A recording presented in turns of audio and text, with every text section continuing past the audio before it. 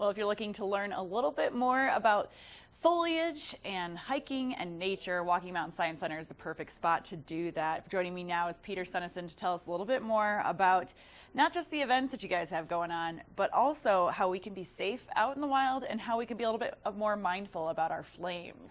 That is exactly right, and we are full-blown summer mode now, so all of our programs are running. And with that said, we've got a lot of people, a lot of kids, a lot of adults out in the forest, and with this haze, with this smoke that we're kind of seeing in the valleys the past week, and probably looking to the future, we're going to see a little bit more of that this summer. I thought we could talk about, kind of why we're seeing it, what's on fire, and what caused, potentially the conditions for these fires that we're seeing. Now, there's a lot of beetle kill. Sometimes that catches really quickly. That's like basically just striking a match out in the woods. Absolutely. So, one of the main causes for all of the dead fuels that we have around here, the dead trees, is that mountain pine beetle. So, we're kind of in the downturn of that epidemic. It's run its course. But I brought in, just a little beetle to show you how tiny they are, and this one's caught in a pitch tube. So this is a sap ball. It's the tree's natural defense to push them out. But what those beetles would come in and do, they would girdle and kind of make all their burrows and cavities in the cambium layer of the tree where all the moisture goes up and down. So they really dried these trees out from the inside out and are left with these huge trees that are totally devoid of any moisture. Now this is the beetle, the actual beetle that is a part of beetle kill, the cause of it. Absolutely. So this is the beetle that, really kill. This is one of the many billions and billions of beetles that were flying around the Rocky Mountains, 5-10 years ago, really wiping out most of our lodgepole forests. How did they come into Colorado? Because they weren't always here. So that is actually, so they're a native species. They're part of this ecosystem. They actually always were part of this ecosystem, have always been.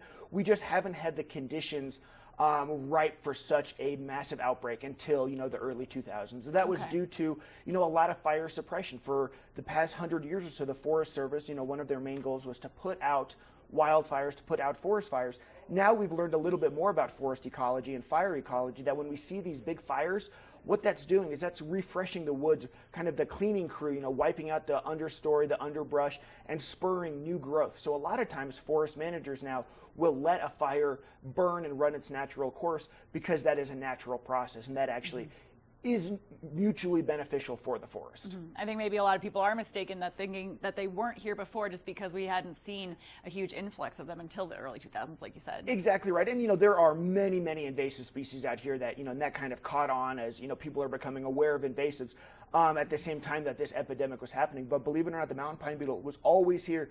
We just created kind of the perfect storm for them to come wipe out all the trees, and now we're left, with a lot of dead trees, ready for that, unfortunate lightning strike or that kind of irresponsible camper leaving a campfire going that's going to start one of these major wildfires. And we are in that fire ban right now, but we just have a short period of time left. Tell me a little bit about what else you brought, because you brought a stump and you brought some pine cones. So exactly. So this is a section of lodgepole pine, and I brought it in. I don't know if you can tell, but there's some discoloration right in that cambium layer. That's, again, where the moisture is going up and down.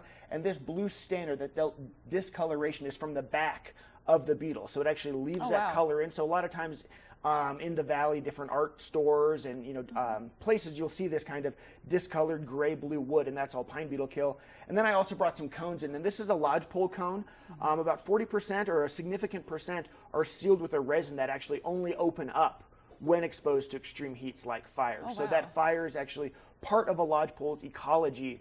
And so what we're seeing right now with these fires coming through, that they're going to be opening up a lot of lodgepole cones and releasing a lot of seeds, hopefully spurring that new growth of lodgepole pine in this forest. Now, can that also be cause for, having that fire being assisted with something like that? Absolutely. And, when we're thinking of, kind of the fuel loading and that type of stuff, we're thinking, cones, all the dead needles, the down duff. There have been a lot of lodgepole thinning projects in the area where they're leaving, kind of the slash and down trees. It makes great habitat for native animals. However, it also makes great conditions for a fire. Now, we can learn all of this information just by stopping into Walking Mountain Science Center, chatting with you a little bit, going on one of your guided hiking tours, and we can get all of that information at walkingmountains.org. Yes, absolutely. And, please remember that there is a fire ban out there now. All of our residential camps that we would have had campfires, we've since quelled that part of the curriculum.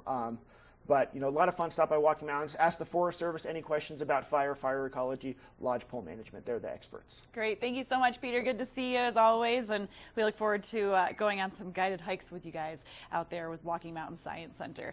Coming up next, we're going to check in with Ashley. She's going to let you know more about the fire ban as well as if we're going to see some moisture in the forecast.